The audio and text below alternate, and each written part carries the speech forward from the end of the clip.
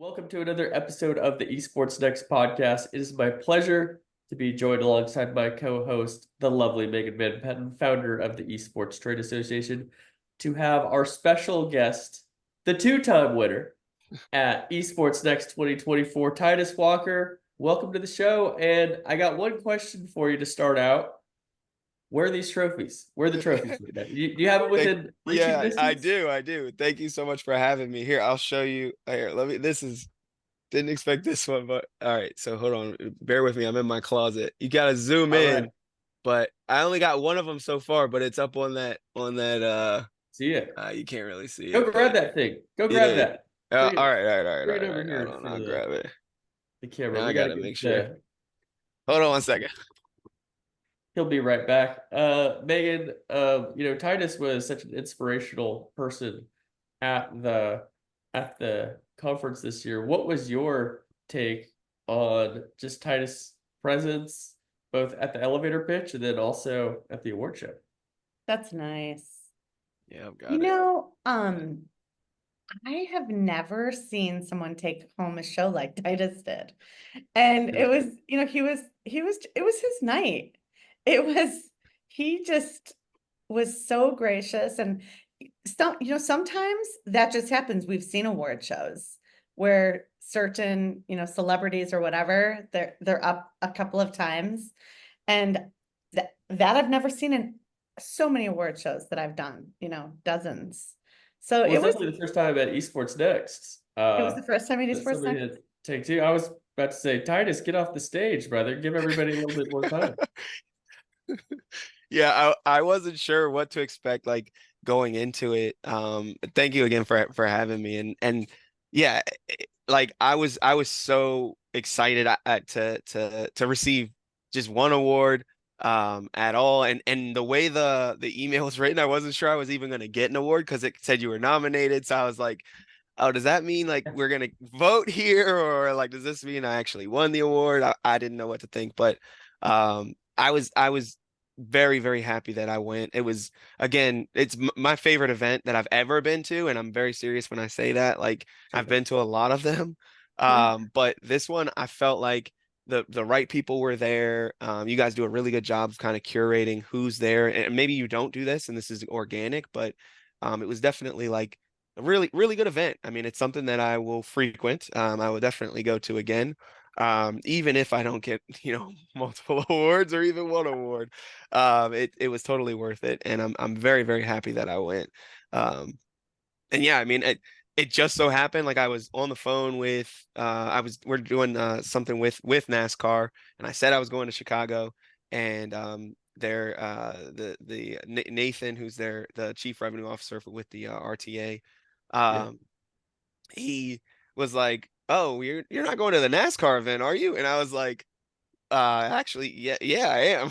He was like, "No way." Okay. So then they got me a room and helped fly me Love it. out and all that stuff like that. And so it ended up working out like so perfectly. I couldn't have been happier. It was such a good event.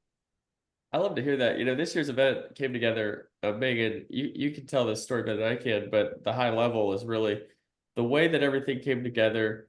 The NASCAR Chicago Street Race, NASCAR getting aligned with our conference and willing to share from the stage, kicking off our panels with, how they're embracing esports through sim racing. Coca-Cola is the title partner, not just of Esports Next, but also of eNASCAR, the sim racing league.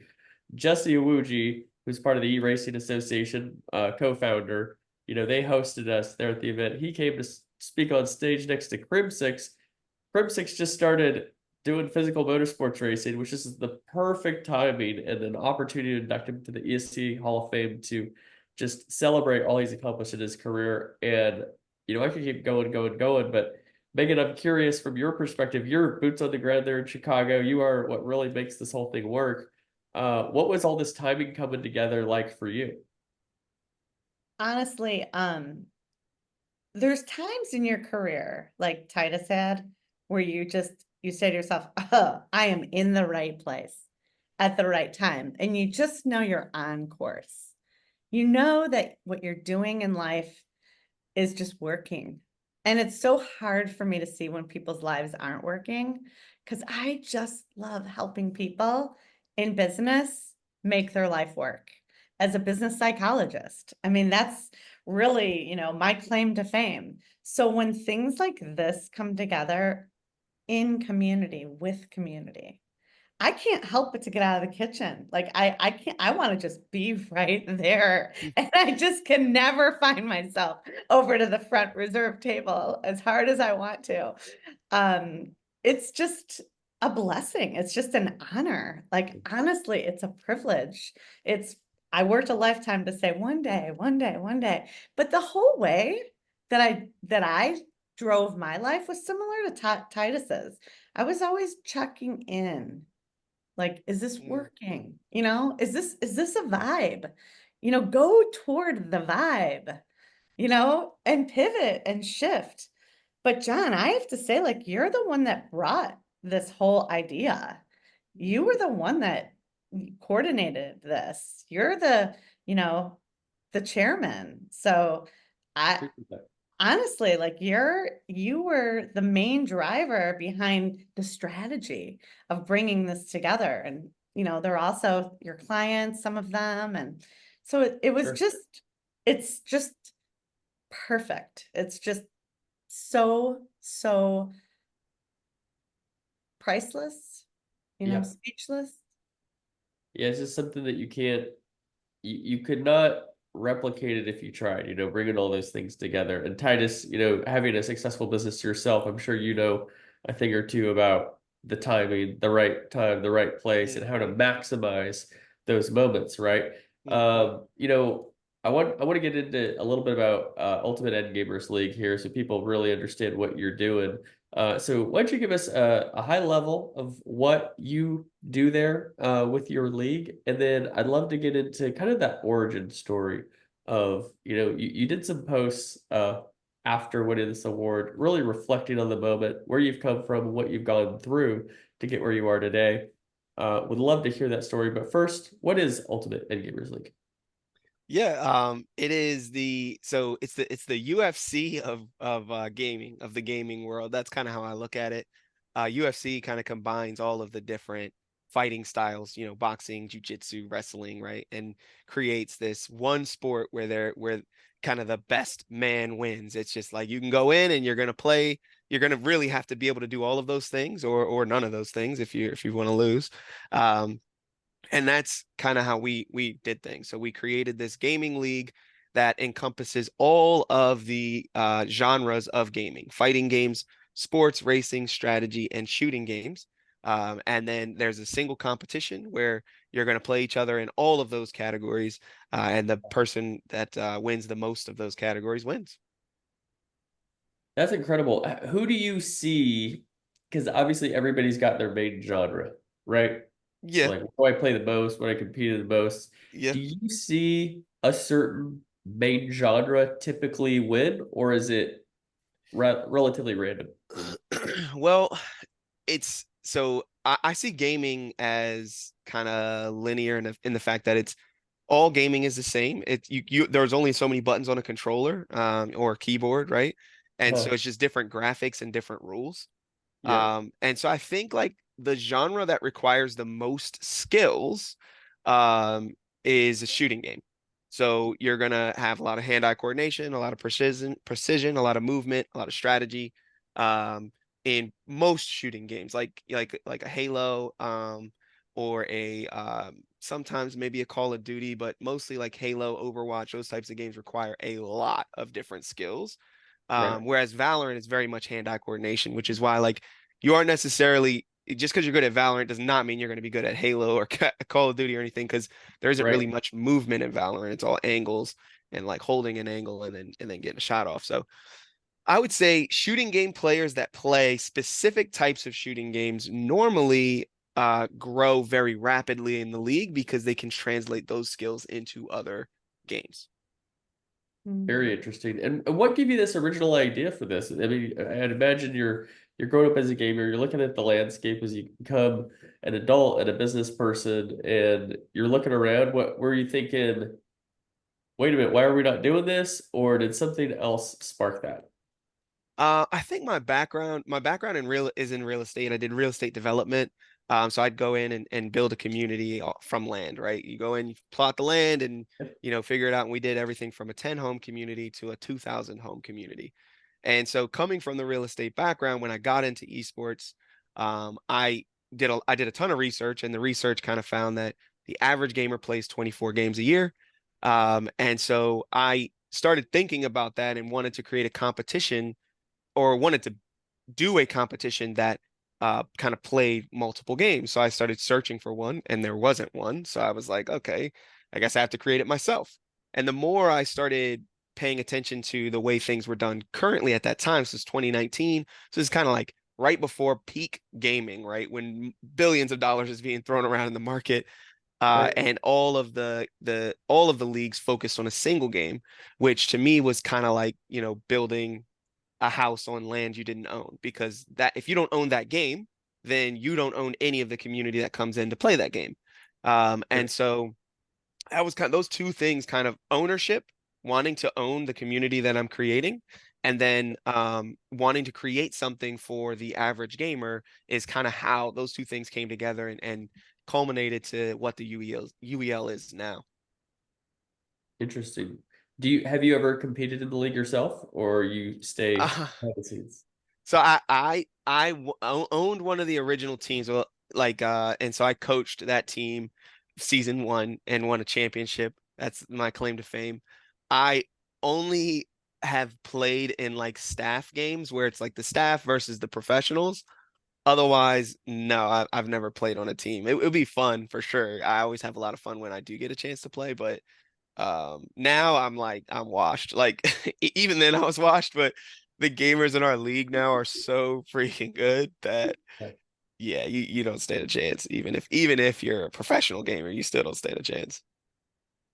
Very nice. So the way that it works with the teams. So you've got a team. How many people are on a team?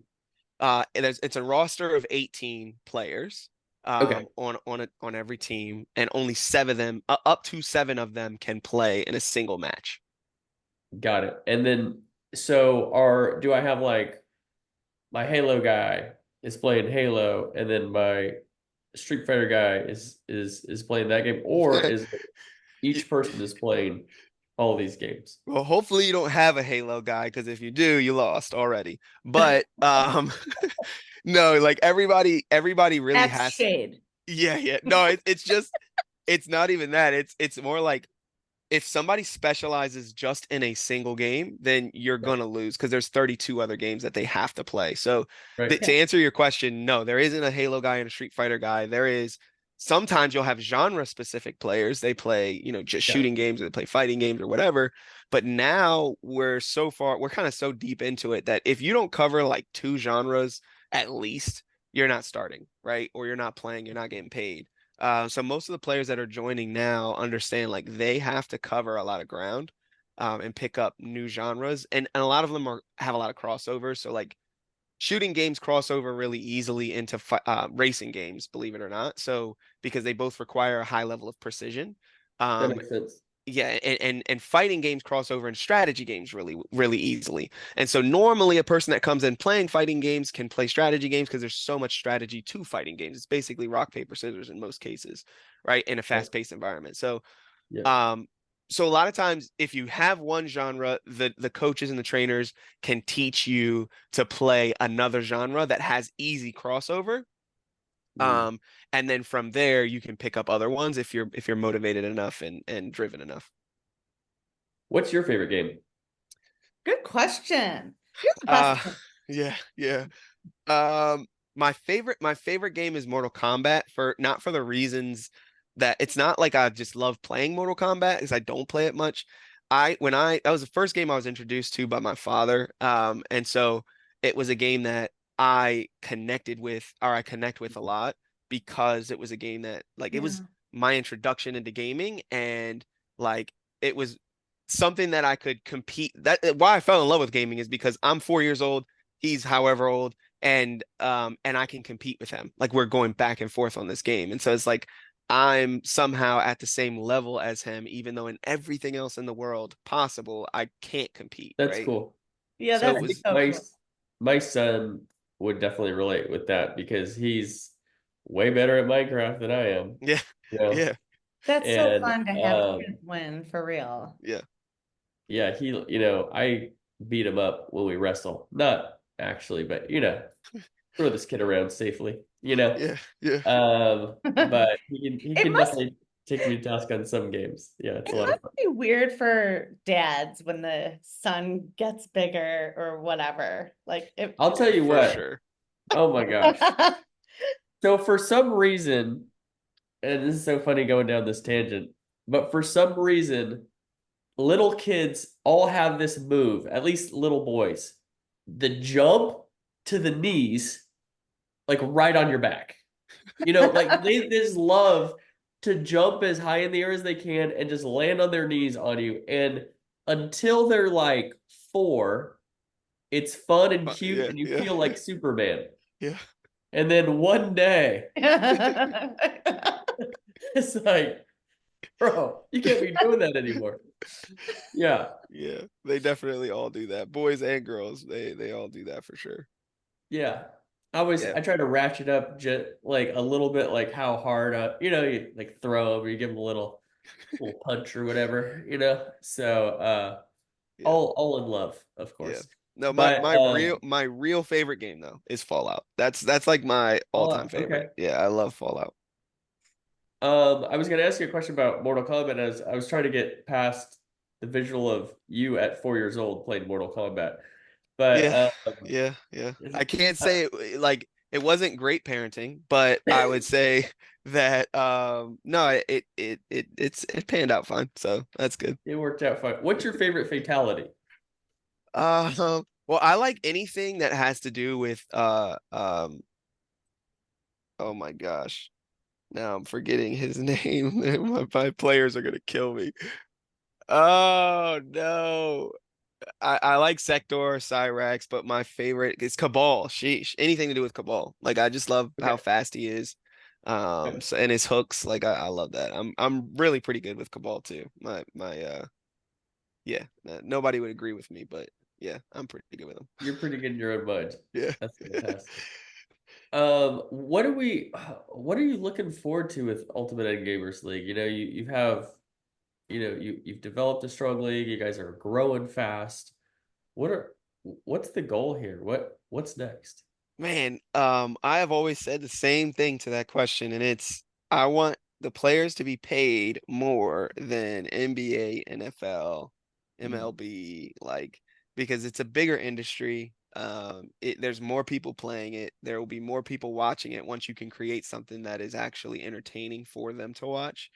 I think like yeah. there's always this like peak in gaming, and the peak is pretty darn high when you think about it. Like, for like a League of Legends tournament or Call of Duty tournament, there's so many people that watch that. But I think that it peaks, and it's because like you can only get so many people to be interested in these like virtual characters. Uh-huh. Especially like the 2K League, they just shut down, and I can obviously tell you why on like so easily, just because it's like it's digital basketball, right? Right. Who's really going to care about digital basketball at the end of the day? Like I couldn't name a person. It's fun when you're playing it. That's, Yes. fine. That great. But if you're not actually playing it, like even if you talk to your kids, right? Your kids maybe love Fortnite. And they could say they are diehard Fortnite fans. They absolutely love it. They think it's the most amazing thing on the planet. But if you ask them if they cared that somebody won a victory royale right now that they don't know somewhere in the world, of course they don't care. They never will care. And right now, esports is trying to convince people to care. And it's like nobody's ever going to care because they're not the ones playing it. Sure, there is a fringe of the world that will enjoy it and watch it and maybe have a good time for an hour or two once a year, and that's fine, that's good, but it peaks there. And I think what we need to do as a gaming, if we're trying to grow a league that's sustainable, we have to make it about more than just the game. It has to be about the people playing the game, right? It has to be about gaming and gamers, and that's always been my focus. If you make it about gaming and gamers, it doesn't go anywhere. Gamers aren't going anywhere and gaming isn't going anywhere, but every game will live and die, period. There's not a game that will live forever in the world. I don't care how much you think, it's never going to happen.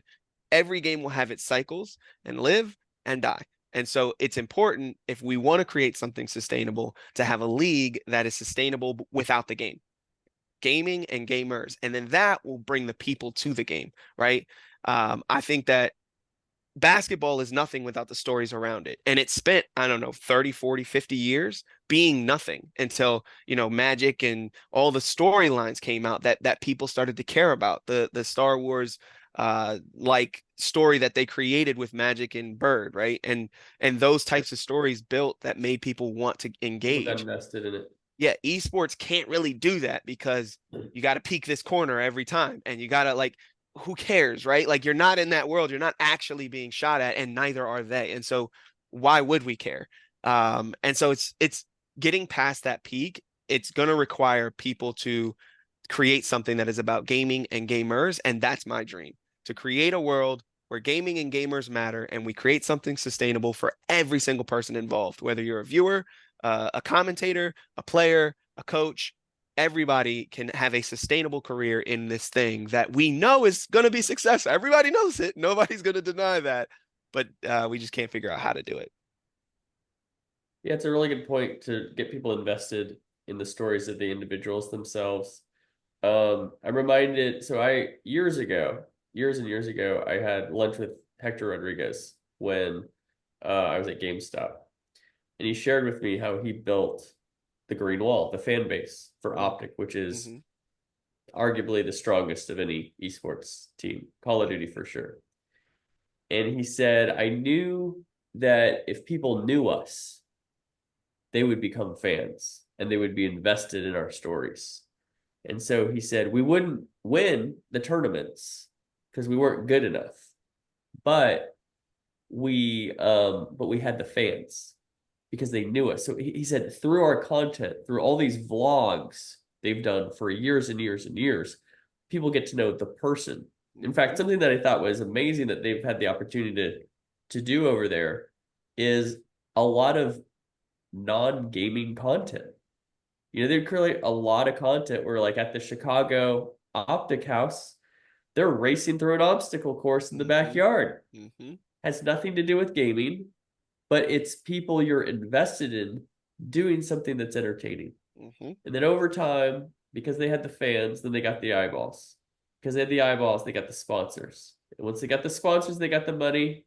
And then they got the talent. Scump. Yeah. And some other, and Crim6, and some other Nade Shot incredible players.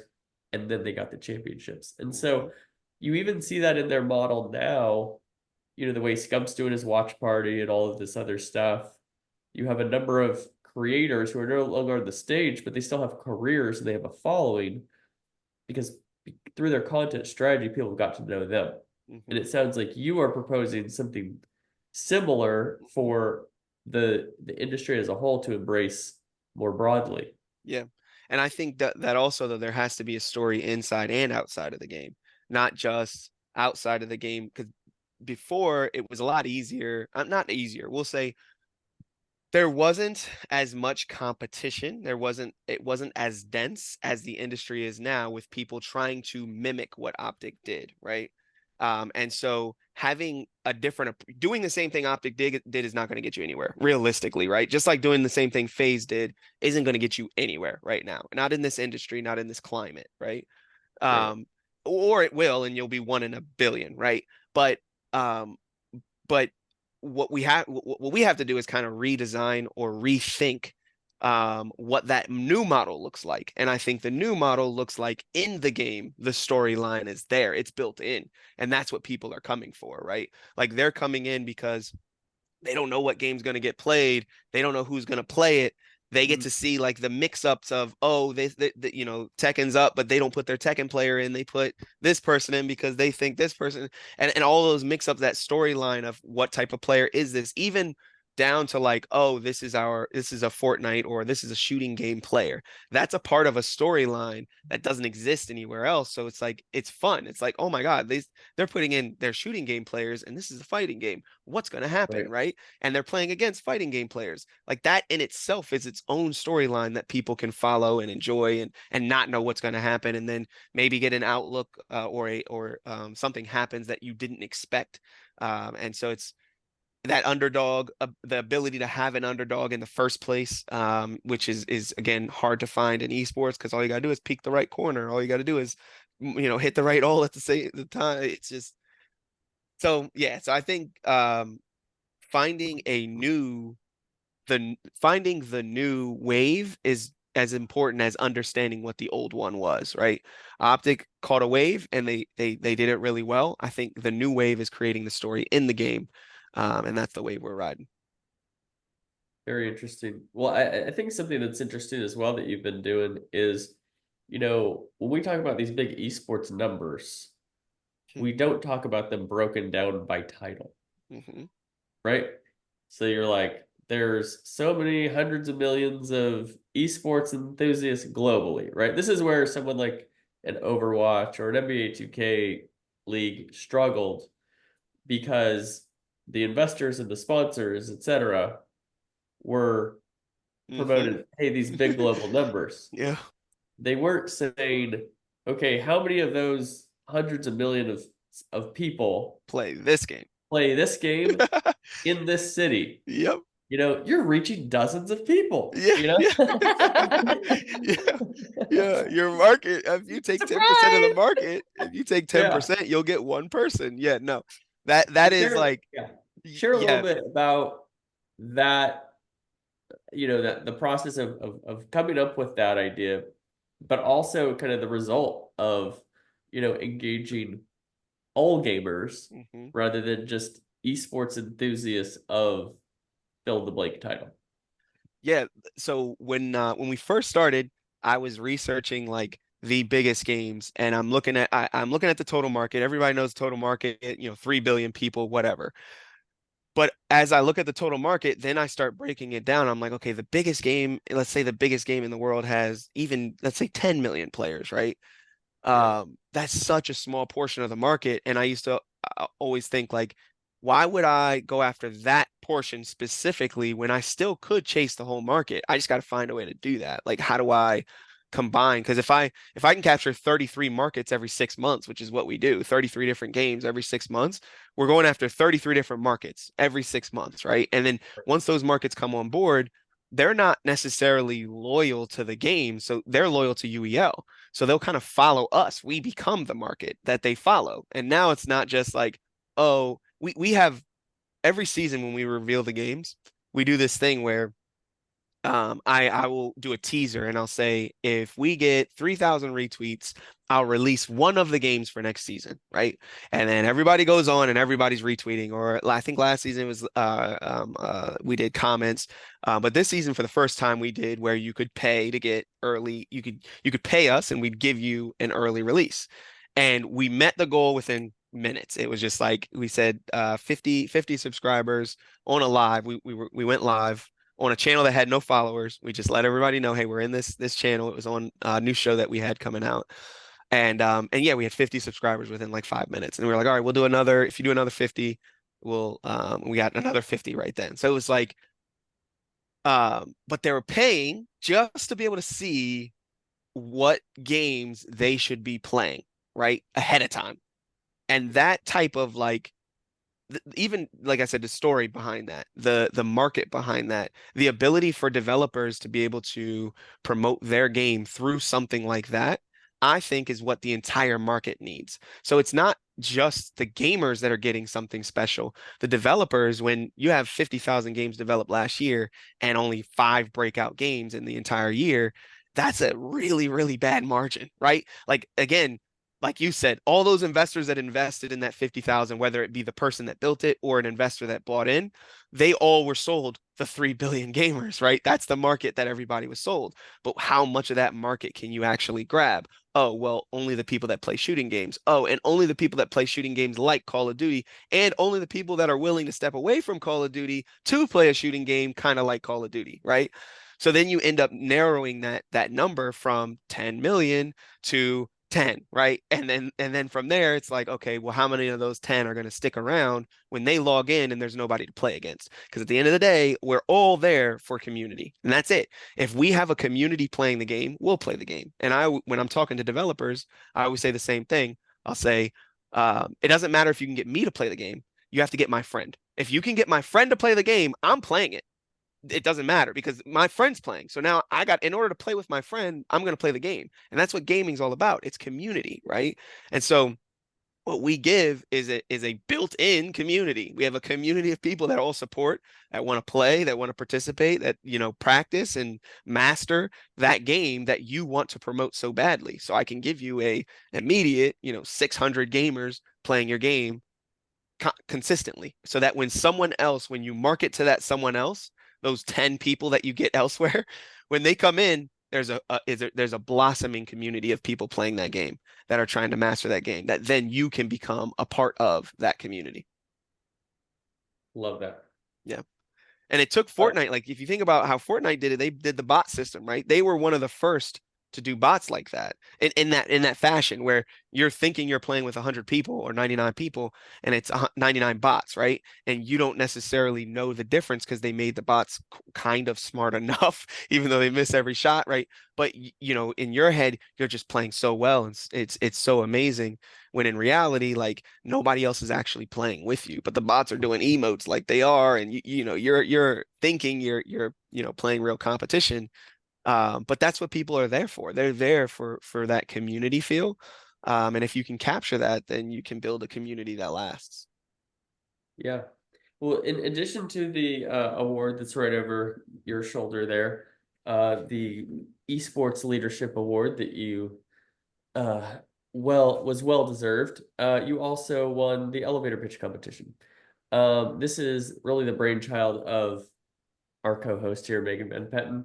Megan, why don't you share a little bit with the audience on the vision and the goals of the elevator pitch competition, and really where you've seen it come from to, you know, Titus this year? Honestly, it's, I think part of having a passion in business, you want to include the whole trajectory. Typically, a B2B association is for mid to large businesses coming in, but we don't want to forget the entrepreneur.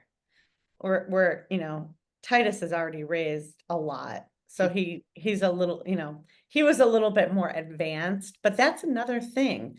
We've seen people that have come into the elevator pitch looking to raise 500K, but probably the average is 5 to 20 million. You know, so these individuals, they're up for a big game. And then, boy, if there was one thing that I would have done a little different, it would have been somehow to keep track of all the elevator pitches I've been part of, because it's been dozens. But I'll tell you what, they all have something in common, and it's just simply success. It's not at all about winning $1,000 at the pitch. It has nothing to do with that. It has everything to do with the shoulders of professionals you're going to meet during your journey, and getting on that stage and being on court, because it's so easy to sit in the stand of a game. But getting on court, there's just nothing more exciting for me than just, I've pushed people onto the pitch over the years. I used to even be more, I used to have even more energy, and no one's ever regretted doing it. So there's so much about it. And then the talls, the bigs, bring these people up. You know, that's the whole idea. I mean, trade associations, I'm so known for my short clips, are as old as time. You know, so it's for every industry. And Titus is a great example of a company that you're going to see big things, and we have already. John's going to say something like, do you ever answer the question in a short clip? Stop reading my mind. No. Titus, I was going to say, have you ever entered another elevator pitch competition, or was this your first? I've pitched before. I don't think I ever did a pitch competition. I didn't know that this was a pitch competition, But either way, I'm so glad I did it. I mean, I think that the people that pitched alongside me were amazing. I think that you guys had a great cast of people that were extremely collaborative, some of which I'm working on partnerships with. And so I was super happy to win something as awesome as this was. Um, I don't think I've ever done a pitch. Sorry, I'm doing the MVP thing now and You not just go, answer. You go, Titus. So, no, I've never done a competition. I don't think I've done pitches though, for sure. Well, Yeah. and then what about Sharon's class? I Yeah, mean, she her was class amazing. is so good. Yes. And John, you brought a lot of the candidates. I was surprised how many people, John, got another one for the pitch. And I was like, go, John. John is very interested you like that Dallas week and Stadia Ventures. Yeah. The startups and the You entrepreneurs. do. Yeah. I have so much respect for people who are willing to risk it all and go out on their own and do something. It's not a mentality I grew up with. I strive to teach it to my son. We're always talking about like business ideas, and one day he's like, Dad, I want to me and my friends are going to start a sauce stand, like sauces for dipping hot dogs. And so I was like, great, let's talk about that. Where is your stand going to be? Because if they're 4 hot dogs, you want them to be close to a hot dog stand. Mm-hmm. It's like, or there's another approach. It's called licensing. You could sell your sauces to that person, and they could sell them at the hot dog stand. And then we get into pricing strategy, all these things. Anyway, I'm going down another tangent, but I really admire people who have a view of the world of there's always a better way. I just kind of naturally growing up, I didn't grow up around business people. My perspective was like, everything's already done. Yeah.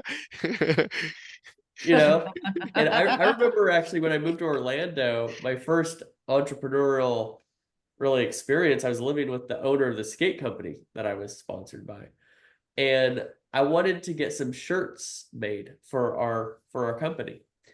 And his answer, I was like, I'm gonna find someone who prints t-shirts and we'll get some t-shirts printed, right?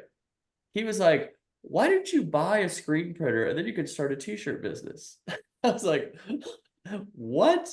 Like, I was just trying to get some t-shirts. No, we're, way down the line of like starting a t-shirt, hitting up the local schools and churches or whatever. I don't know. But yeah, I love the creativity, the resilience, and the intellect of entrepreneurs. So I think it's super cool. One of my favorite pitches in the world, to talk about people that have already done something, and I may still have a couple of the shirts. Had to have been 15 years ago.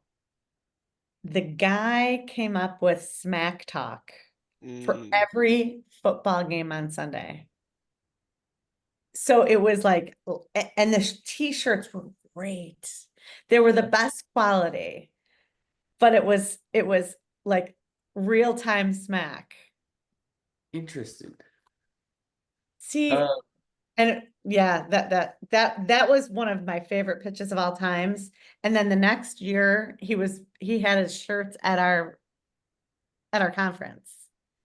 And they were just the best. So the whole season of fantasy football, and just like the crazy fun things that happened, in a season, it was just brilliant. Yeah, that's a lot of fun. It's a lot of fun. Titus, I'm curious your experience having gone through the process, pitched, won the competition. What kind of advice would you give people who are thinking about entering the elevator pitch competition for 2025? He's so good. I would say definitely do it. Whether you feel you're ready or not, do it. Like you guys were talking about it earlier, like showing up is everything. If you show up and you get out on the court, like MVP said, like when you show up, you get slightly better, and that should be the goal, right? Like you're gonna get in front of people, you may not do well, but just keep doing it. Like just keep getting in front Yeah. of people because at the end of the day, like expecting the hole in one is probably it's fine to shoot for it. But when it doesn't happen, you really can't get down on yourself. And so um you should go out and do it, period. Like show up, do your best. And then from there, like learn, like, you know, whether you win or you don't win, that part doesn't really matter. The fact that you went up on stage and did it, you won already. So Yeah, that would be my advice. Just do it. And I I'll agree. tell you something. I've talked to over the years, I mean, hundreds of people that have told me stories of bad investment. Like I had this partner, I had these investors, or I had these VCs. I have not once, and I'll go on record here on recording, never once heard generated bad money from any of the elevator pitches I've ever done. Never. So when anybody ever says to me, like, what do you mean, there's no prize or there's no $1,000 or whatever, what they get is priceless. Mm-hmm. And, we bring quality people together that are doing good business, and you're going to do good partnerships and sometimes get funded or sometimes get acquired or whatever. But that's Well, certainly worth it than a fast track. Yeah, and the dope trophy too. Like I don't think you should give a prize. I feel like that's silly. Like, you know, $1,000 prize. I don't know. Maybe that's just me, but I feel like that would be silly. Like the cool trophy, you know what I mean? And then just getting an opportunity to get up on stage, the platform that you're giving, right? Like yeah, that's worth a ton of money too. Now you're able to show what you're doing on a major platform in front of tons of people that then are gonna, you know, be able to want to network with you because you're elevated to a level that you couldn't have been if you weren't on stage. So like $1,000 would be silly. Like go do it for everything, but don't do it for that. Definitely don't do it for a prize pool. That sounds funny. I didn't know it was a competition. I definitely wouldn't have expected a prize money. I didn't know that was a thing, but hmm. Yeah, we've heard, like, we'd love to, there's always feedback, but consistently, I've never once heard, and if you're out there, let me know, yeah, um, about, generating poor partnerships, because I think that's another thing associations are known for is people generally come here to do good business. Yep. And And they care about the industry as a whole, exactly. right? So yeah, I think that's one thing that I've found in this in the trade association is that the people here are here because they want to further the industry.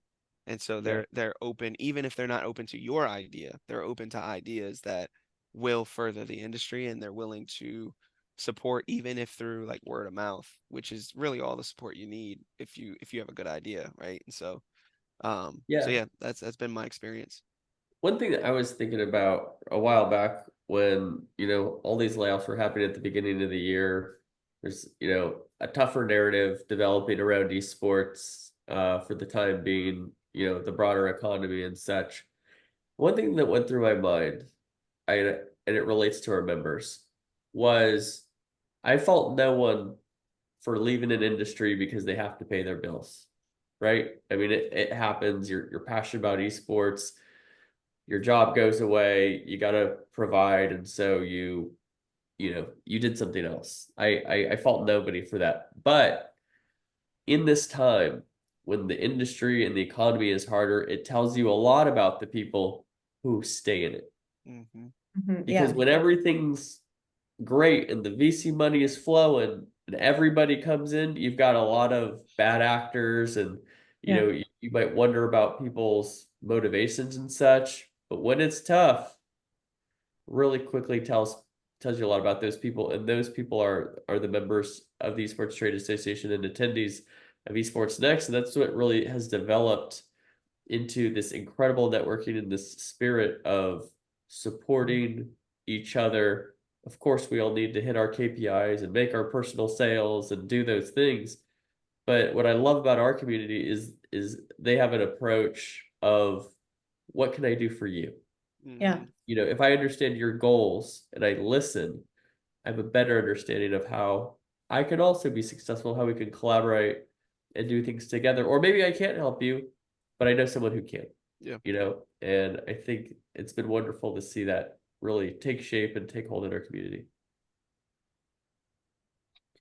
Well, Titus, I think we're about at the end of this episode. Is there anything that we missed? You know, we've talked your big time wins at Esports Next. We talked about your path, what Ultimate Endgamers League is all about, the elevator pitch competition. What's next for you? What can we look forward to? Or if none of those, how can people get in touch with you to follow what you're doing and get involved? Sure. You can look forward to, so our season, we just had our draft yesterday or the day before at Capital One Arena, and then we have our season started August 28th, I believe, is the first game. If that's or the 29th, whatever that Thursday is in August. So you'll have our first matches beginning for our $1 million season 9 competition. Nice. And then let's see, you can look forward to registering for season 10. You can do everything on our website, uelesports.com, or follow us on social media at UEL Esports on all platforms. Yeah, I mean, there's a lot to look forward to. Season starting, like I said, we just had Ghost Gaming, and we actually have a couple FaZe Clan members that joined our league this season. So we'll be Wow. seeing them play for the first time and see if they're any good in the league, which I'm sure they'll struggle for a bit, but over time, hopefully their work ethic is there. So we'll see what happens there. Yeah, so looking forward to a great season. It's going to be an amazing season. Fantastic. MVP, any final thoughts as we sign off with Titus today? Well, Titus, I just want to say congratulations. I've Thank you. been very familiar with you and your origin story, and you were on Esports Connected, and I'm just so happy that you took it home and also earned the leadership award. So, yeah, thank you for being part of our community and being a pillar. Thank you so much for having me, and thank you for believing in me from the from the moment I met you. So I really appreciate it, and I'm a trade association member and an MVP fan forever. Oh man, remember me. Of course. Remember me when you hit it really big. Of course. But you You got to know, remember me too. We'll I do it together. I had someone that sold his company. I think it was for like 50 million. It was Jeremy Levine. Hmm. Um, you could look it up. And I'm not kidding. I said, Jeremy, remember the association. It was the Fantasy Sports Trade Association. And you're not going to believe it. He sold, it went out for the newswire. He answered the phone. I could hear the champagne. I could hear the party. I could hear the people. And he's like, MVP, the wire's to the MSTA. He answered, and he did. He sent, I can't remember what his donation was. It was like $25,000. Yeah, that's sick. But he sold, I think it was like score.com or something, you know. Okay, the And score. Yeah. maybe it was the score. I can't even there's just been so many great people, so much success. But yes, when you have that big day, remember I the got you. association. I got you. And For I sure. just asked for the association because, you know, we just keep going, and it'll be great to see you next year, hopefully sooner. Yep. So you could give the award to our next winner. Absolutely. I'm there. I That's appreciate you right. guys. That's amazing. Well, thank you, Titus, so much for being here today, for sharing your story, all you're accomplishing. It's very inspirational, and we love being part of it. So thank you again for joining us today on the EsportsNext Podcast. Thank you so much, John.